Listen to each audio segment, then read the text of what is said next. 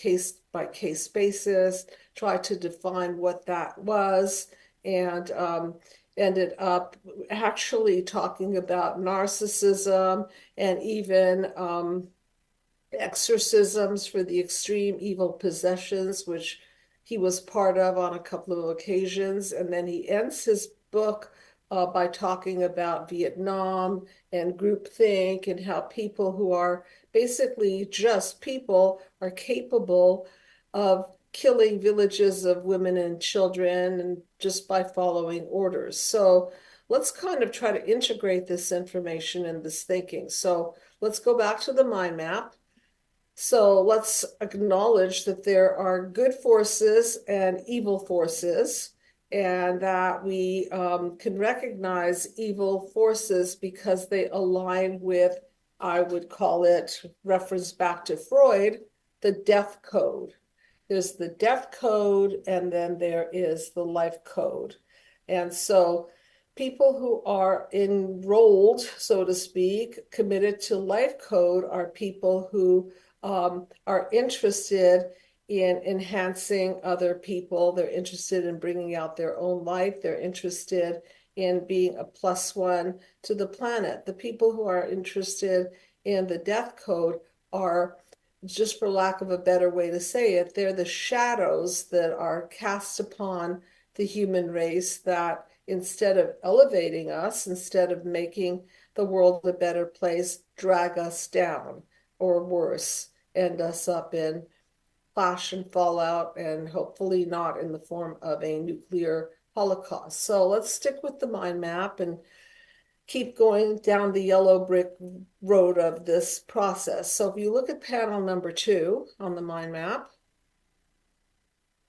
thank you. Panel 2 is a metaphor for the shattering of what happens when we get further and further away from our light. So the more selfish we get, the more we are invested in only what is good for us as opposed to what is good for us and the next generation, and how to get along with other people who are not quite like us, which is key and difficult.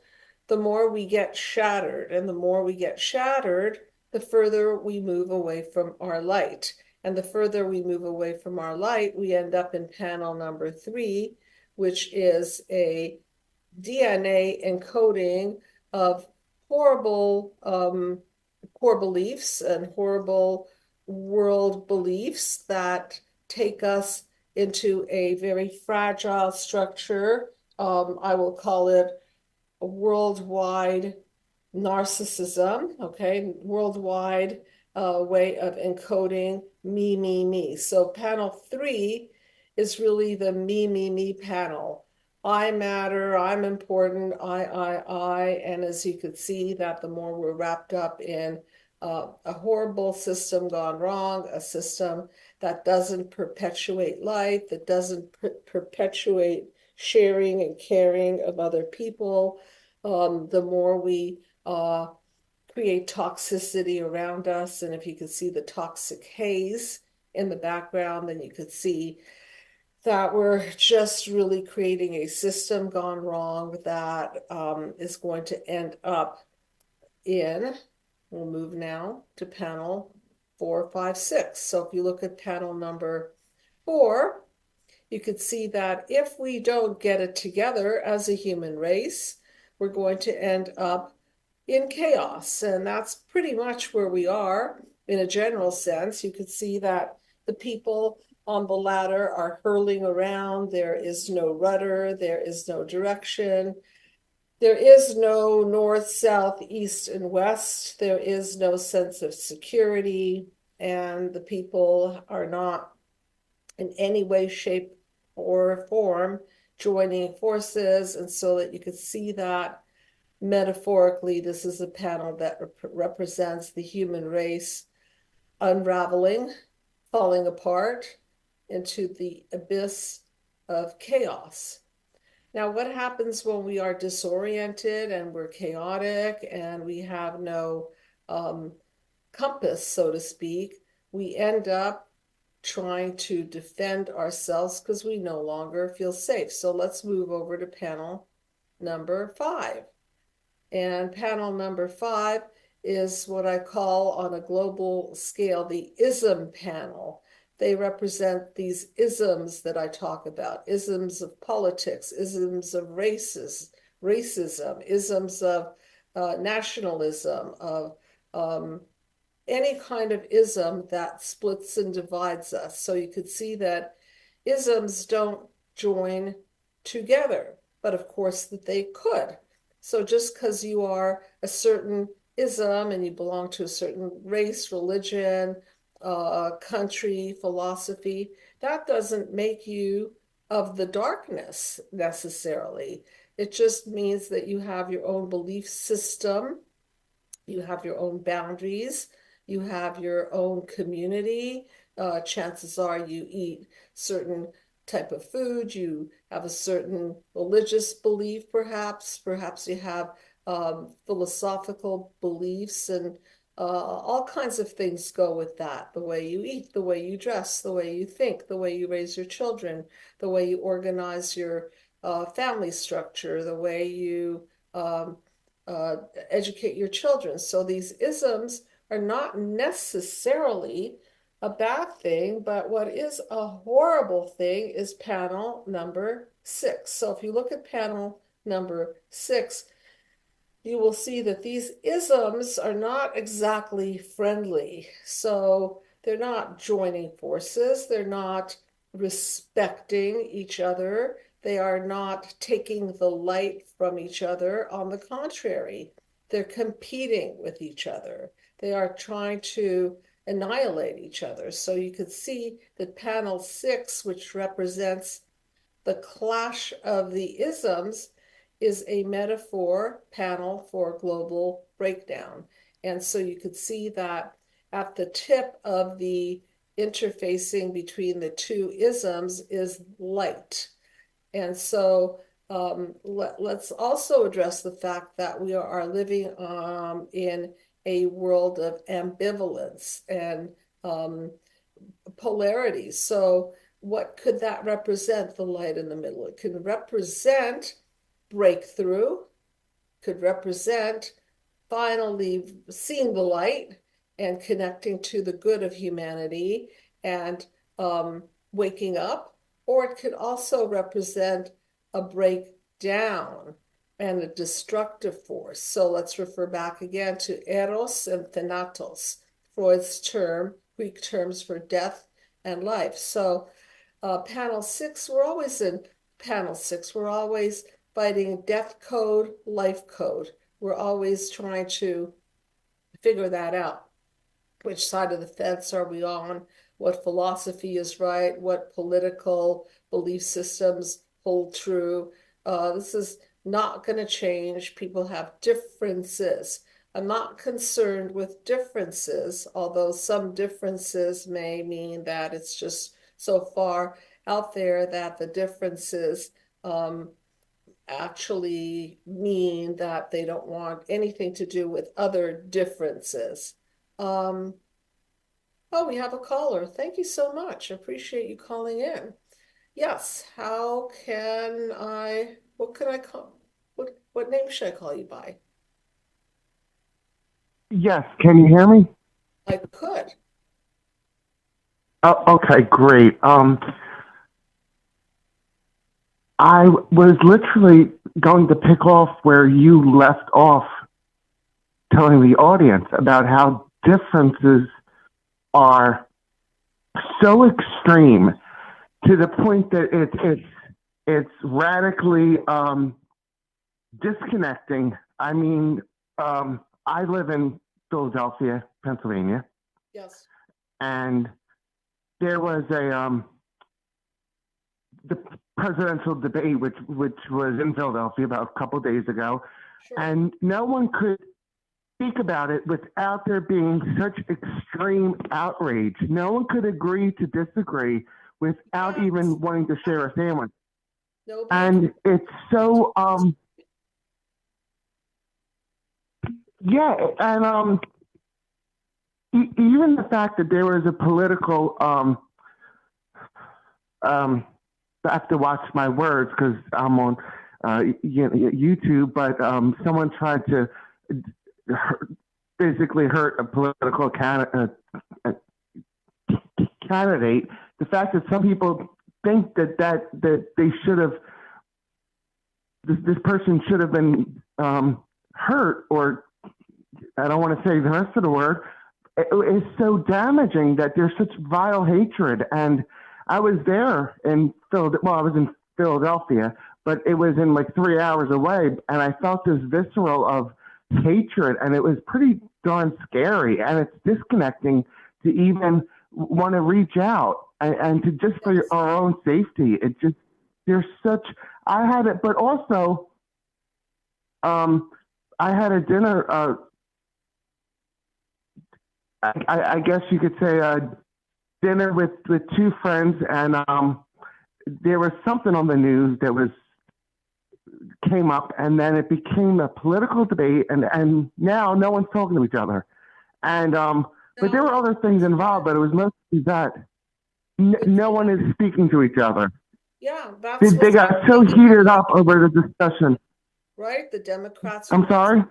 The Democrats are not interested in the Republicans. The Republicans are not interested in the Democrats, and yet we call ourselves the United States, and we're anything. And that's why it's so divided. Yeah, and that's what's even gaslighting at this point in 2024. You know, I could say that I've seen a military soldier, because two of my uncles were in the Army, and they're now retired, and I don't speak to them for no reason other than just being disconnected my whole life.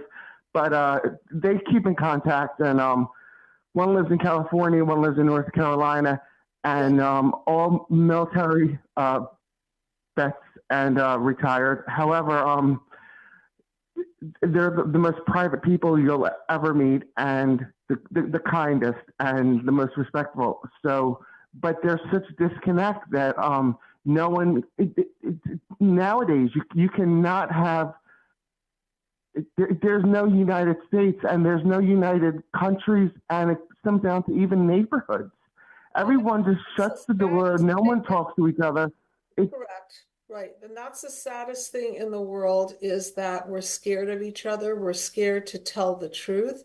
And so therefore we can never really expect other people to see through the lens of our eyes, and vice versa.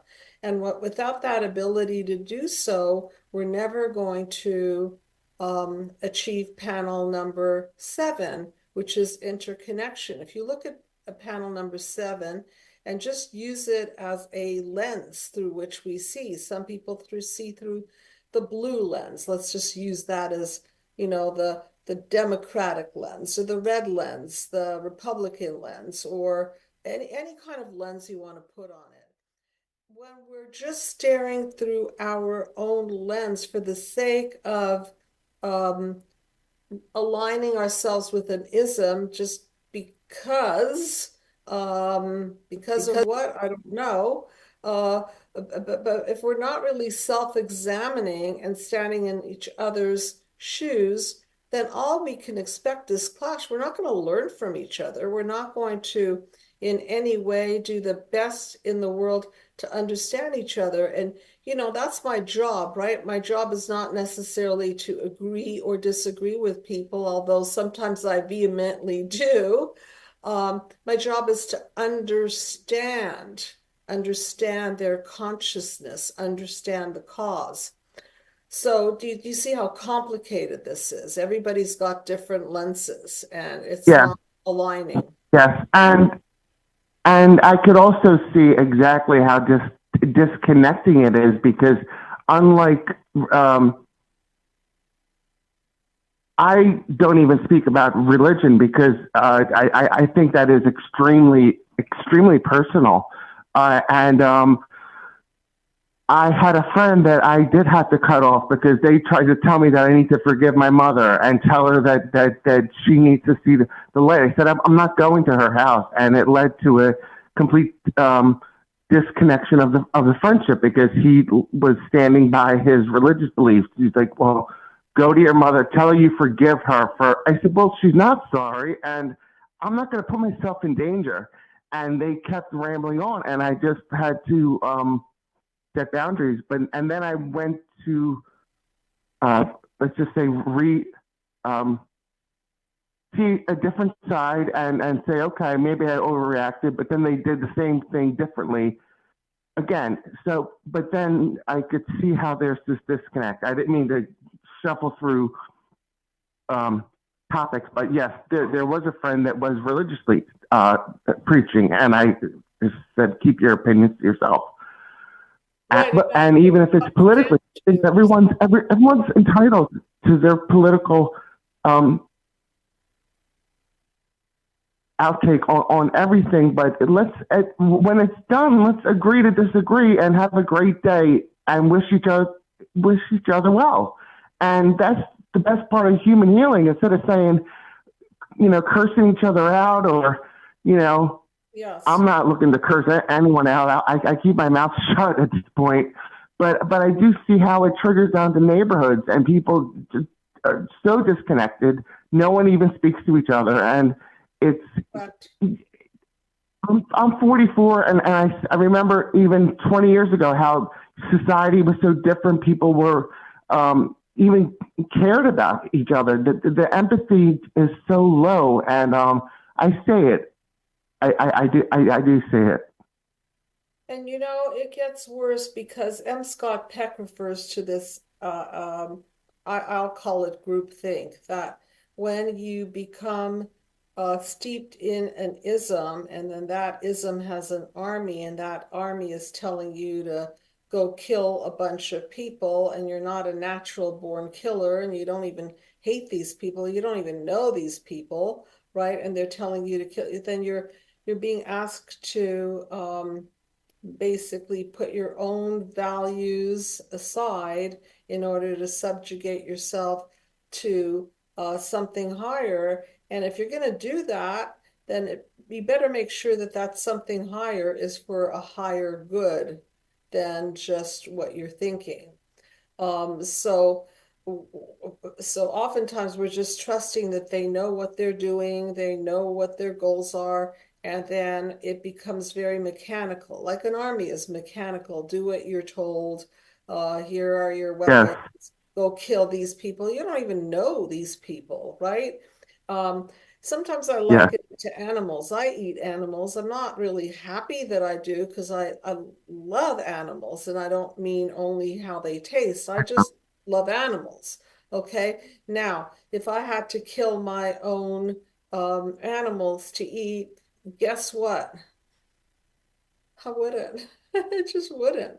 I, I just would You probably, know what? I don't think I would either. I think I would either just eat grass or just constantly do intermittent yeah, I would, fasting because I yeah. just couldn't do it. And there's something that one of the military veterans spoke about, and you mentioned isms, and I wanted to bring it up because I thought it was very important. He said, at the end of the day, it's not about being a Republican, a Democrat, either, because I'm registered independent for a reason, because I don't want to be an ism. And what he said was, I'm looking out for the greater good of the country, for the future. And that clinked to me like I, I did register as one party, and then I said, you know what? I don't want to be typecast as that. Like it's like I don't want to be the scapegoat of the family. I don't want to be the um, well, I am the truth teller, but that was then and this is now. And then when he said he's looking for the greater good of society, that's you don't need to be an ism to want the greater good.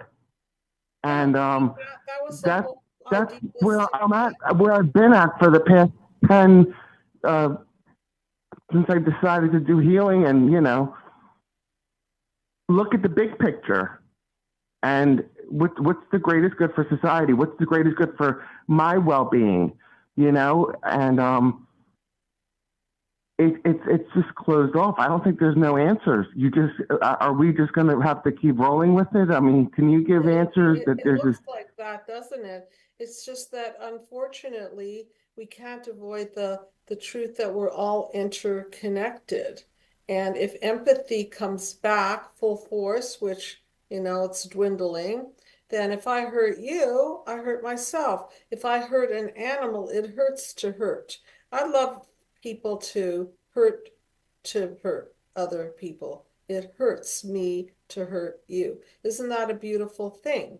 Because then you are me and I am you on some interconnected level, which is truth, because we are one, or at least we started out that way. We share one planet, and if I hurt you in the process, I'm also going to be leaving toxic waste. You saw the panels, the panel number 3, where there's all this toxicity in the air, and 4, 5, 6. You see all the haze. Well, my Yes. hatred or your hatred or anybody's hatred and the acting out of that hatred is going to leave toxicity, whether it's physical toxicity like nuclear fallout material or mental toxicity. Isn't that what I talk about all day long?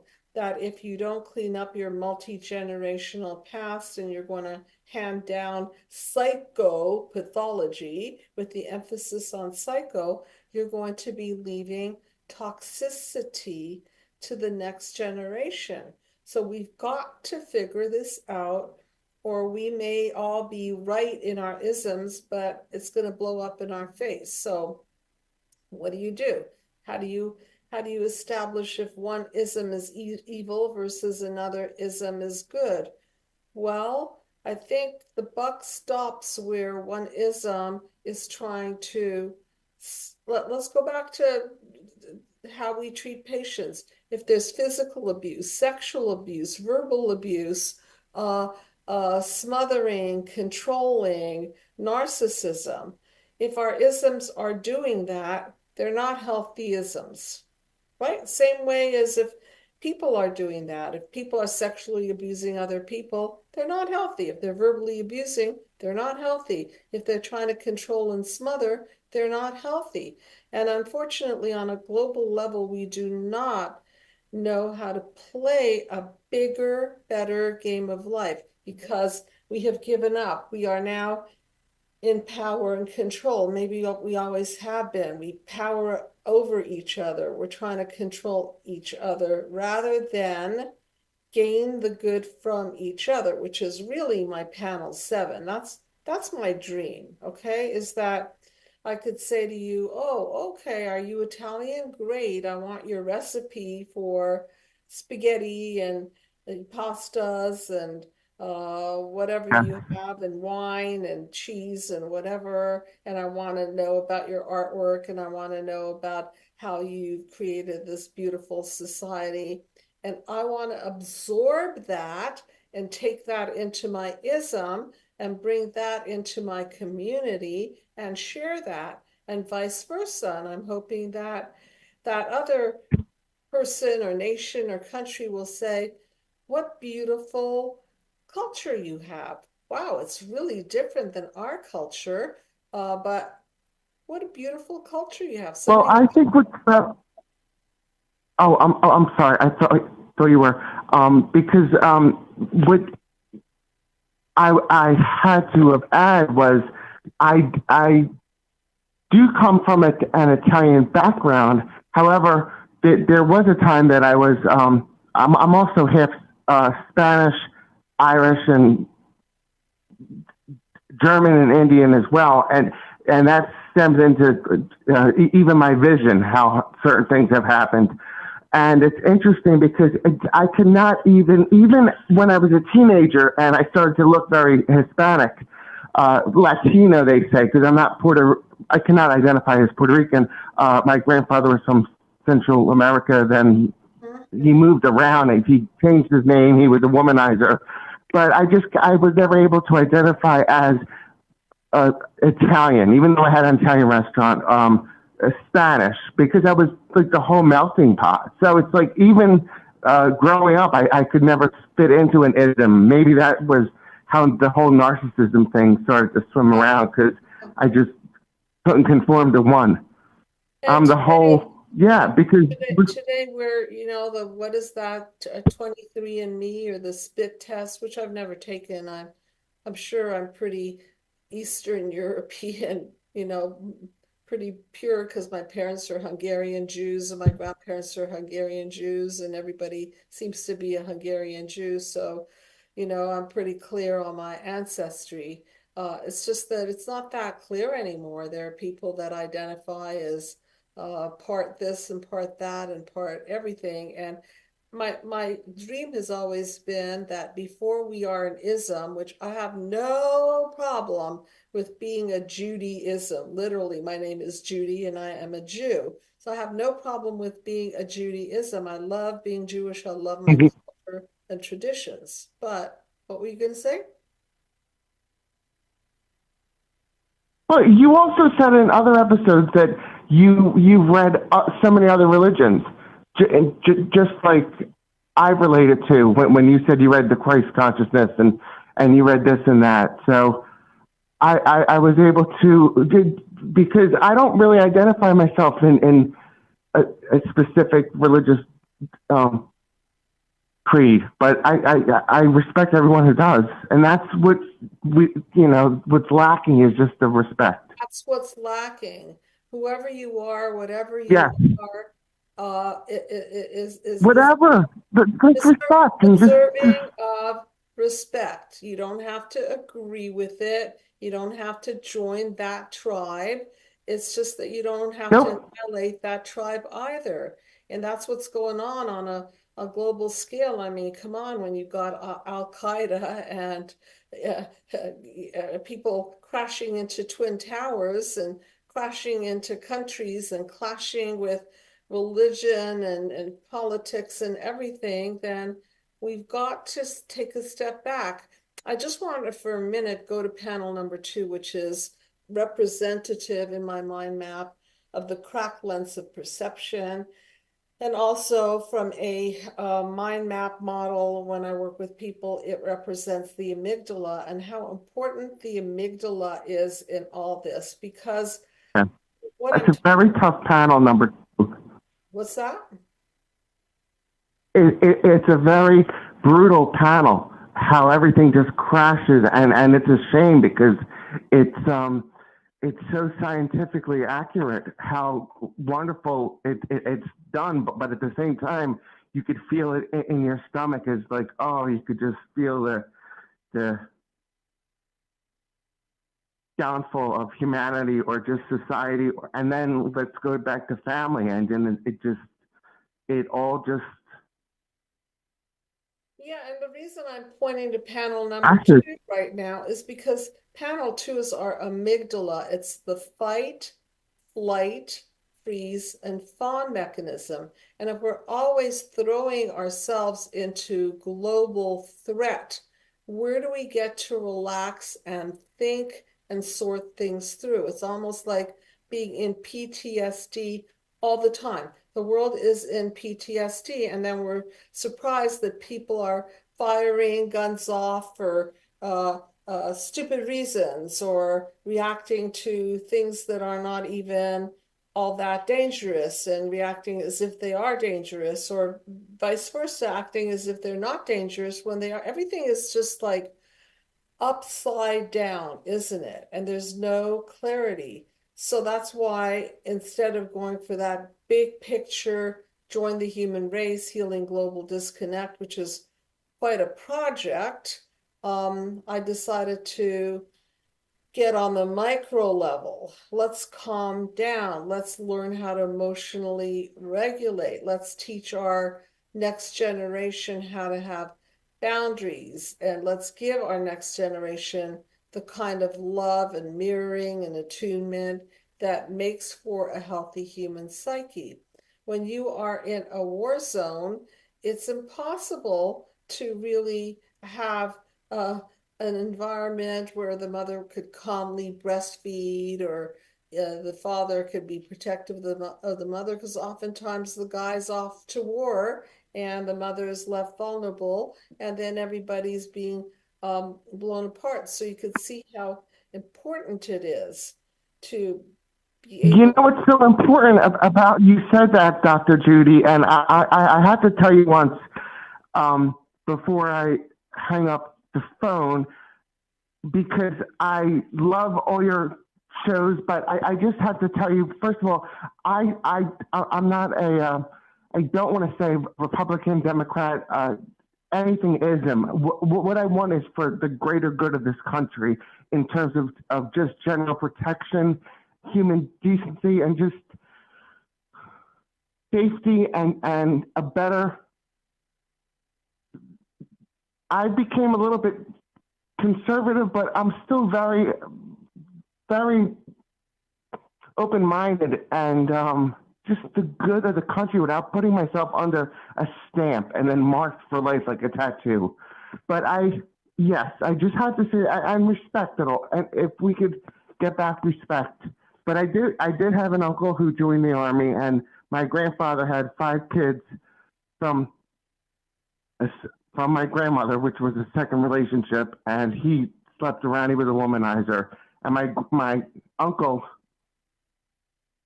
wind up doing the same thing, having So 5 that's kids from a different woman. of Didn't being say this. unhealthy on an individual basis. And so what are we expecting for the world to be healthy if we have no boundaries and we have no security and we have no parents that we can respect and protect us?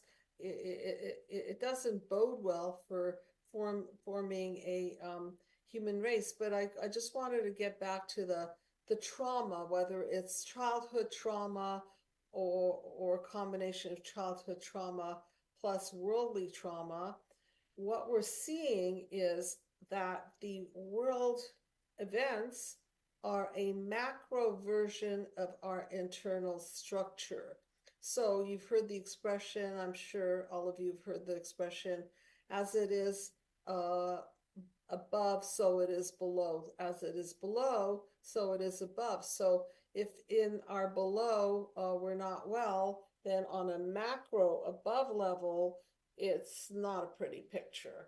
And then if the macro level is so toxic, it doesn't support the micro growth. So we've got a lot of sorting out to do. Of course, I would like to Is hear. there anything we could do?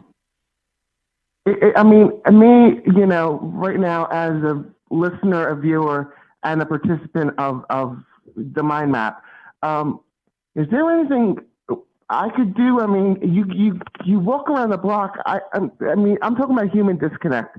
I walk around the block and I'm walking my dog, and someone makes eye contact with me directly, and I say hello, and then they turn their head. I'm like, oh, okay. So now, and then it happens again and again, and then it's like, okay, I just certain people don't say hello to. It makes you question how people are just so in this cycle. So is there anything you could recommend? Yeah, Or just, one, obviously don't take it personally. They don't know you from Adam. We don't know if you remind them of their brother or anybody, okay? The term projection, people do a lot of projection. You don't know what inner turmoil they're suffering from. The unhealthier people are, the more they make other people suffer and cut people off. So if you encounter somebody that just isn't warm or friendly or doesn't want to connect, maybe just don't be too friendly. just keep walking. What could you do? Okay. But that doesn't mean that Yeah. you have to project it on the next person. So that's what I recommend. Don't project it on the next person. So just because somebody didn't engage in a synergistic way with you, don't think that don't try to avoid eye contact with the next person and the next person. Give everybody the opportunity of receiving your light. And if they can't, they can't. You don't have to share your light with people who are close to it. You don't have to share with people who Yeah, that will darken it are in any way. blocking. And yes, and people can block. Yes, people can block it very much. Thank you for doing this show tonight, because I'm really glad that we're speaking about it openly, because even if we don't like any candidate, let's just hope they have a nice life wherever they go. We don't have to think violently about things, and it's I think, hurtful that I think there's I was such very anger in sad people. that the two candidates couldn't really say, well, we disagree here. However, I want to work toward understanding you. But because what they're doing is they're trying to win a contest. So it's not, again, it's not Yeah, cooperate, yes. it's power and control. Oh, you screwed up. Okay, I'm gonna dig in. I'm gonna set you up. That's gonna be a trap. I hope you trip. Hope you sound like an idiot. Okay, that's not Terrible. that I respect. I have no regard for it. So, in terms of advice, if any, the whole notion that consciousness is causal, and before you become this ism, join the human race, become humane, become human. You're a Become humane. not a humane being. So wouldn't it be nice if, if we're having a discussion and I say to you, I don't agree with what you're saying, but I really want to understand what brought you to that kind of thinking. Are you aware when you think Yes. like that, I get scared of you? Because when you think like that, I keep thinking about the consequences it might have on. Are you aware of that? So I think that what's missing is this interconnected struggle to understand each other and to create something bigger and better than just our little limited way of thinking. And that would, to me, would be very beautiful. If you said, well, I disagree with you, and I'd say, well, why? Because, well, if I did agree with you, that would mean that I'd have to, like in your example, I'd have to forgive my mother. I go, well, that I could see your point that you're not wanting to forgive your mother because your mother hurt you so deeply and she did nothing to make good on you on it or anything. She didn't own her own stuff and clean it up. So I could see how my philosophy of you forgiving your mother might feel like a betrayal to you. Wouldn't that be a cool discussion? Yes, and I had to cut him off because he would not hear my view, and he almost got off on sounding superior, and it just there was no synergy, and it just seemed like power and control instead of synergistic, as you said, 100%, and that's why I mean, even if we're disagreeing about a candidate, I mean, let's, you know, there shouldn't be no power and control. And, what the best advice someone gave me was about 20 years ago when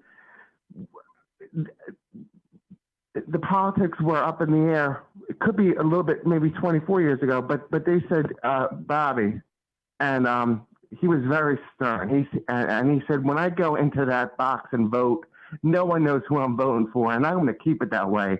And they snap their fingers. And I click, and I hear him say that, and he couldn't be more righter.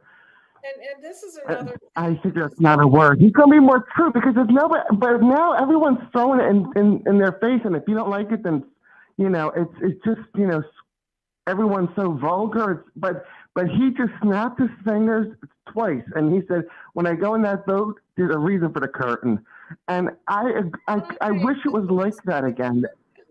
And as we all go Yes. into the booth, and I hope we all go into the voting booth and express ourselves. It's so important that we express ourselves, is that we don't get caught up in a person's image. Remember years ago there was a book called The Making of the President. I think it was by Marshall McLuhan, and it was about image, who's flashier, who's got, I don't know, we can't get lost in the image. It's the topic of narcissism, of who's flashier, of who's more this than that, and it has nothing to do with the person's character, which is terrible to think that people care more about an image than the character and the protection of this country that we live in, and walking around the block, with our dogs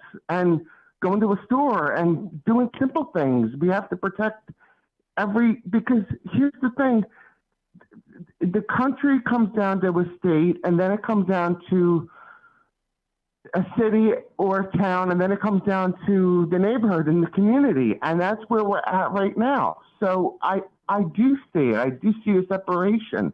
So that's why I said I'm so glad that you did this show, because I see it in my own, even though it's not the best time in the world to meet new people and make new friends and open up my social circle. I mean, I would love to, but there's such a divide, and it's I see it and I feel it, I know I think it's almost like if you're going to be a presidential candidate, learn how, you have to go to school to be a psychologist or an engineer, whatever. Learn how to have conversations that are inclusionary. Learn how to have conversations that are even inclusionary of another person's opinions.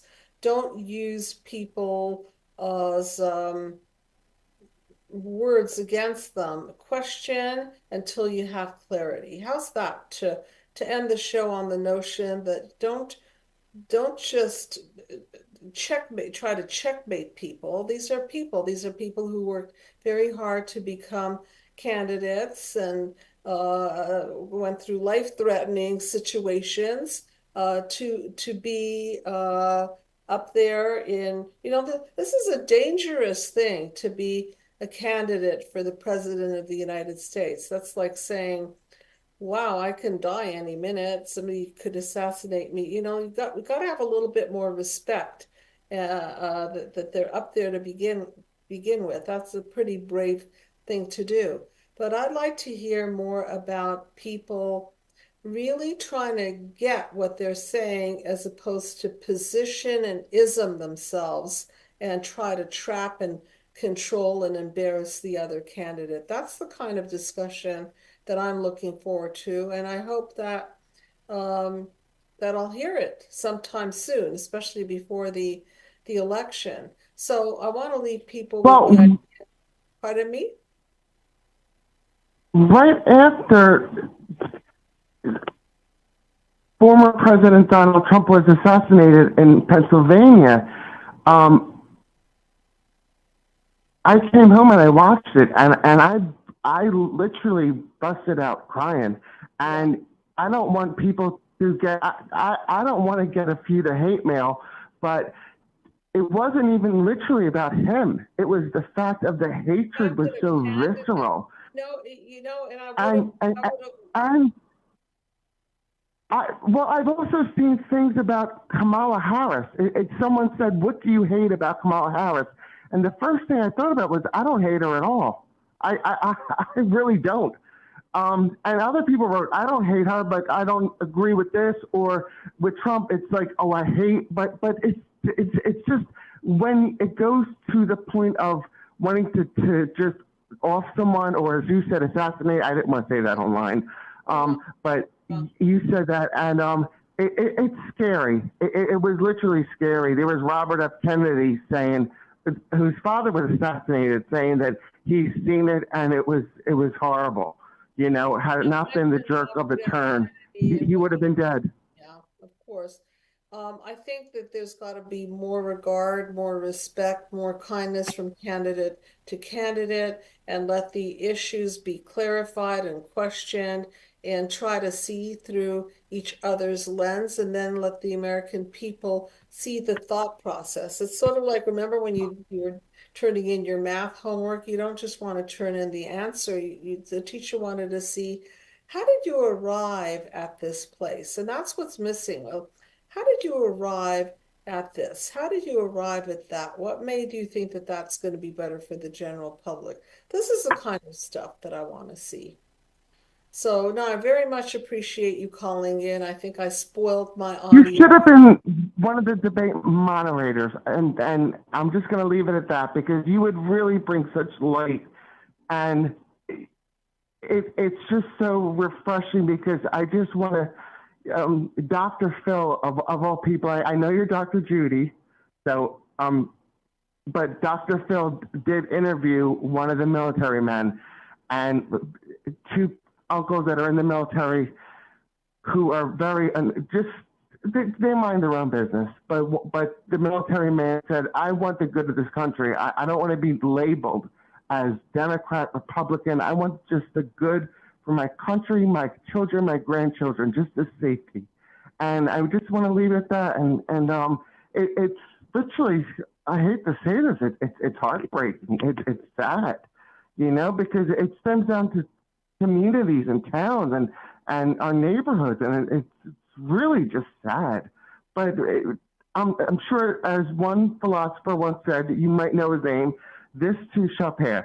I don't think it's 𝗦𝗛𝗏𝗏𝗘, but it could be another one. So let's just, Yeah, I guess this too shall pass. The philosophy of consciousness is causal.